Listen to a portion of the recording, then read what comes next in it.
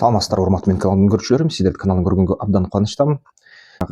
Бир канча күн мурда, 1-2 күн мурда Яхья Синвар Хамастын акыркы башчысын израилдик аскерлер жок кылды. Ошондо болгондо да израилдик срочник аскерлер, бул деген бир сыйра аны баягы танктан атуу кылып, ошол акырында ошо Синвар ушинтип жок кылынды да. Анан ошо Синварды атуунун астында дрондор менен ошол атуу башталган үйдүн ичине чалгындоо жасашканда, ошо акыркы сааттарын, акыркы мындай көз ирмемдерин тартып алышыптыр. Ошо видеодо көргөндөр ушундай нерсе болду. Анан аябай баягы Иран менен мындай кандайдыр биргелишке, кызматташтыкта иштеген. Андан сырткары ошо Синвар баягы Израилдин түрмөсүнө түшүп калган болгон. Анан Израиль түрмөсүндө болгондо анын башынан ошол израилдик дарыгерлер, түрмөнүн дарыгерлери мээсинен өсүп жаткан чечикти таап, ошол чечикти онкология экен да, онкологияны кесип салышкан, кесип салышып аны аман калтырышкан. Ошо боюнча анан кийин 7-октябрдан кийин аябай өзүлөрү мындай кандайдыр бир өкүнүшкөн да, өкүнүшкөн.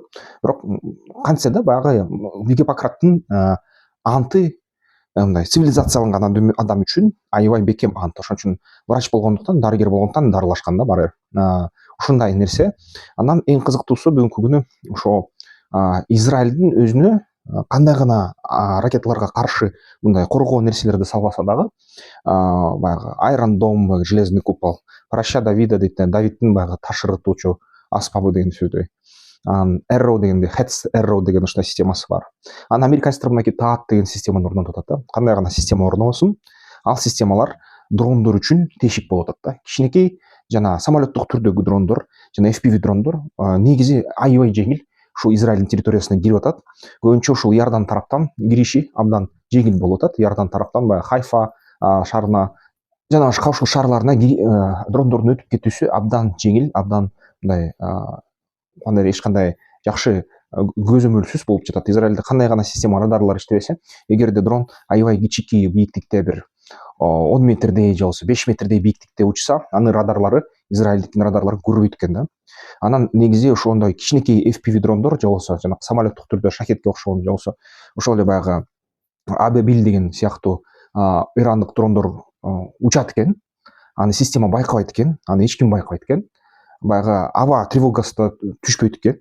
Анан Израиль бул абдан эң сезимтал, эң алсыз жер экен да.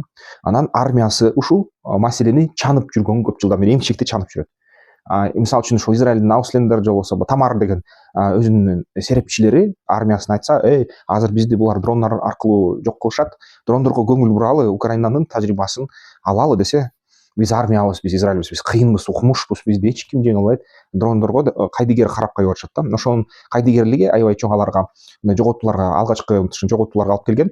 Бир жума мурда ошо баягы жер менен аябай жакын учуп туруп, эки ретранслятордун жардамы мененби же болбосо дрондорго жасалма акыл кошула баштаганбы, аны эч ким айта албайт. Бирок кандайдыр бир жол менен ушул Хизбалла тарап баягы 70 срочникти радар кылган, анын ичинен 40 киши өлгөн. Ошол столовыйда тамак ичип атканда ошондой дрон учуп туруп, радардан өтүп, көрүнбөй ушинтип Хизбалла тарабынан келип ушундай ишти жасады да.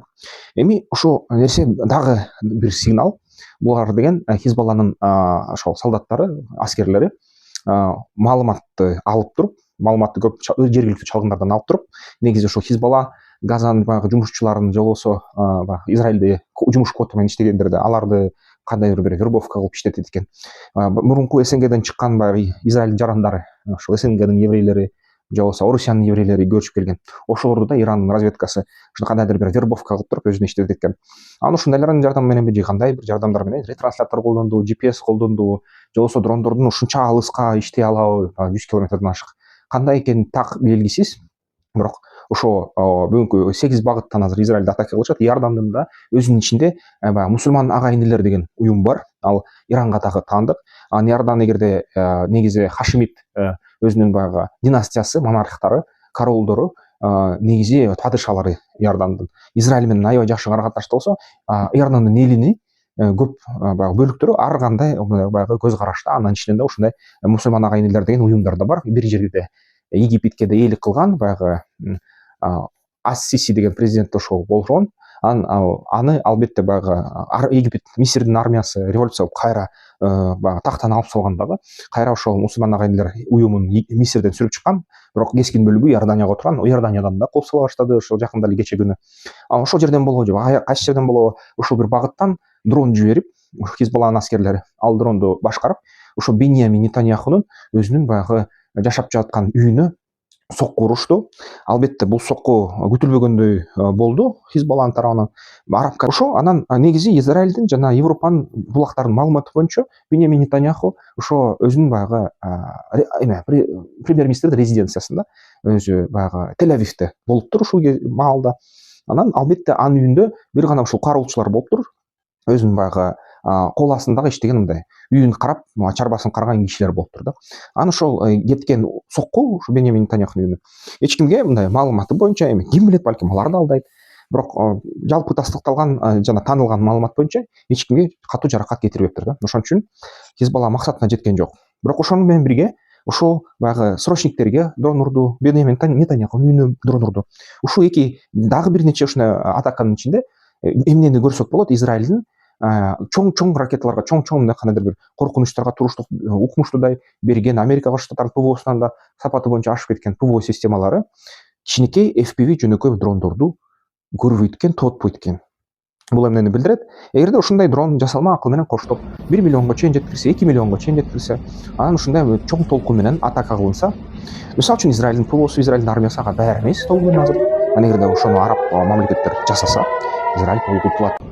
Жаман катастрофа болот Израиль. Ушул жерден аны аскерий утулуш нактап болот да. Мына ушуну көрсөтүп атат.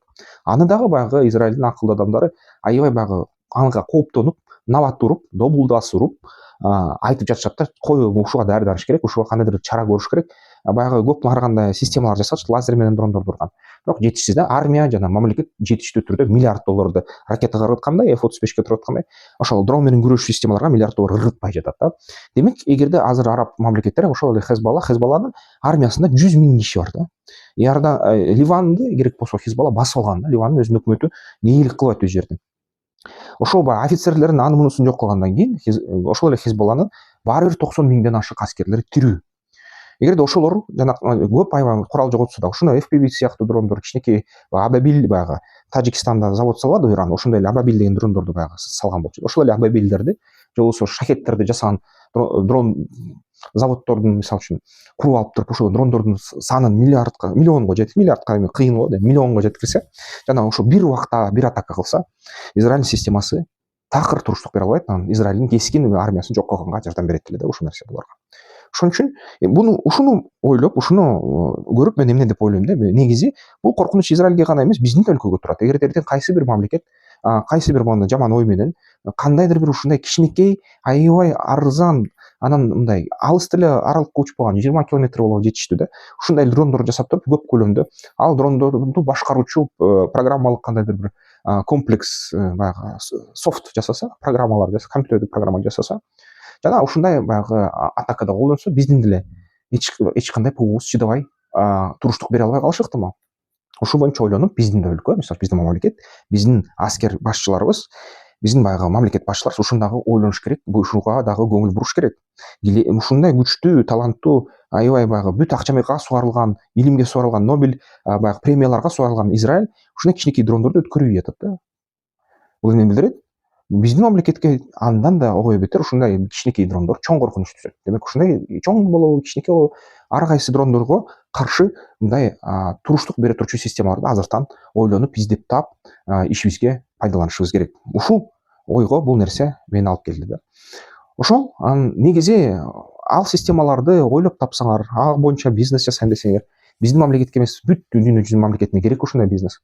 Ар кандай баягы башка баягы тынчтык бизнес жасайм десеңер, азыр согушуп аткан өлкөлөр көп мындай тынчтык товарларга аябай муктаж да.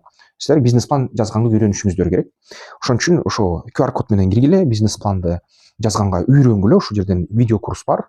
ал видео курска кириш үчүн албетте Gmail керек, сөзсүз Gmail керек.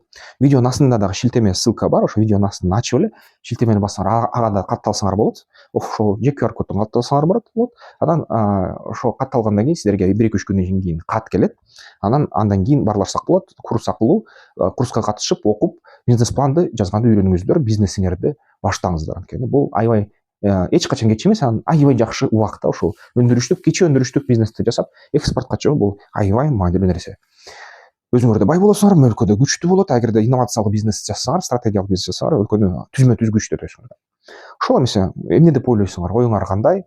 Оюңарды айткыла, комментарийге жазгыла. Эмки видеолордон көрүшкөнчө.